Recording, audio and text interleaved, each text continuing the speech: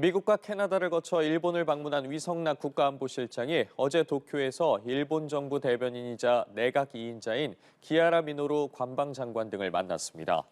교도통신에 따르면 위성락 실장은 기아라 관방장관을 만나 한일 관계를 미래지향적이고 안정적으로 발전시키기 위해 긴밀히 협력하기로 의견을 함께했습니다.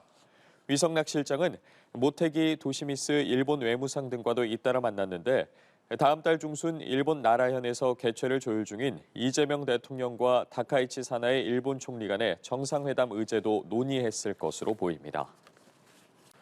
위성락 대통령실 국가안보실장이 일본을 방문합니다. 대통령실 관계자에 따르면 한미 정상회담의 후속 조치를 논의하기 위해서 출국한 위성락 안보실장이 미국과 캐나다에 이어서 일본을 방문합니다. 위 실장은 일본 측 외교 당국자들과 만나 내년 초에 열릴 것으로 예상되는 한일 정상회담의 의제를 조율할 걸로 보입니다. 외신 등에 따르면 이재명 대통령과 다카이치 사나이 일본 총리는 다음 달 13일과 14일쯤 일본 나라시에서 정상회담을 하는 방안을 조율 중에 있습니다. 이재명 대통령이 새해 초부터 다시 정상 외교에 돌입할 것으로 보입니다. 당장 방중, 방일 가능성이 열려 있는데 한중일 관계 속에서의 실용 외교가 시험대에 올랐다는 해석이 나옵니다. 이다현 기자입니다. 업무 보고를 받던 이재명 대통령, 중국을 방문할 가능성을 직접 언급했습니다. 독립유공자 유해의 발굴과 송환 문제를 거론하면서 정상회담 의제 조율을 지시한 겁니다. 조만간 중국하고 아마 다시 만나게 될 가능성이 있으니까 중국 측하고 사전 정상회담 의제로 논의를 좀 미리 하라고 해주시고. 조현 외교부 장관도 업무 보고에서 내년 이른 시기에 이 대통령의 국빈 방중을 추진하겠다고 말했습니다. 외교 일정 관련 발언이 공개적인 자리에서 나온 만큼 방중 성사 가능성이 높은 것으로 해석됩니다.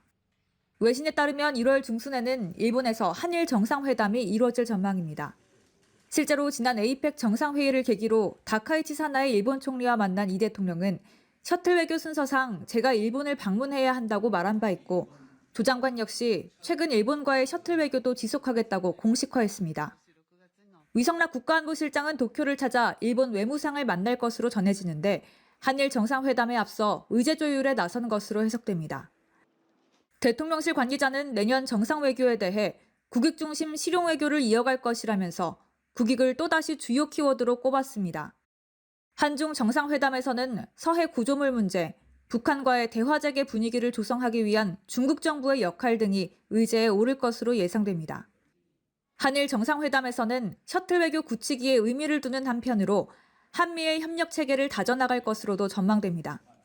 다카이치 일본 총리의 유사시 대만 개입 발언으로 중국과 일본의 관계가 얼어붙은 상황에서 두 나라 간 균형을 모색하는 건 역시 이 대통령의 숙제입니다. 연합뉴스TV 이다현입니다.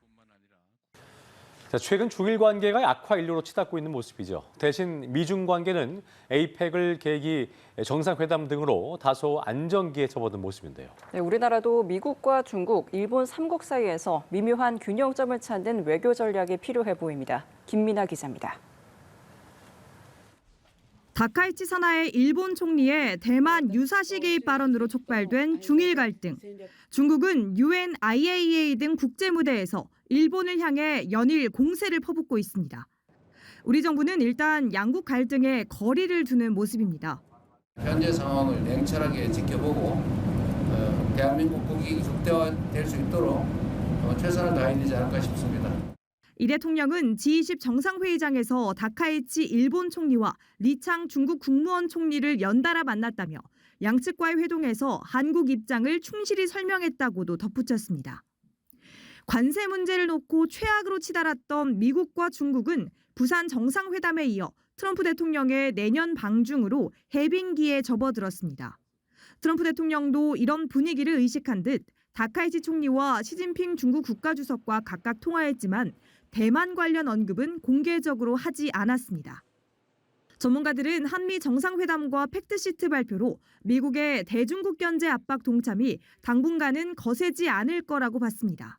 한미 관계에 있어서 우리는 굉장히 좀 여유가 생긴 거죠. 중간선거 놔두고 기업과 협력을 통해서 일자리 창출 이런 부분에 대해 강조할 거니까 협력 기조가 내년에도 갈 거라고.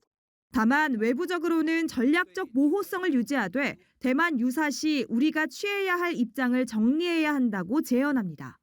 대만 유사 사태에 있어서 우리가 정보를 교환한다거나 물자를 제공한다거나 이러한 이야기들이 있을 수 있을 것 같아요. 내부에서도 마찬가지고 한국과 일본과 미국과의 대화 속에서도 입장 정립이 좀 필요할 것 같아요. 한미동맹을 기반으로 현재의 한일 관계 흐름을 유지하면서 한중 관계 개선도 꾀할 수 있는 외교적 묘수가 필요해 보입니다.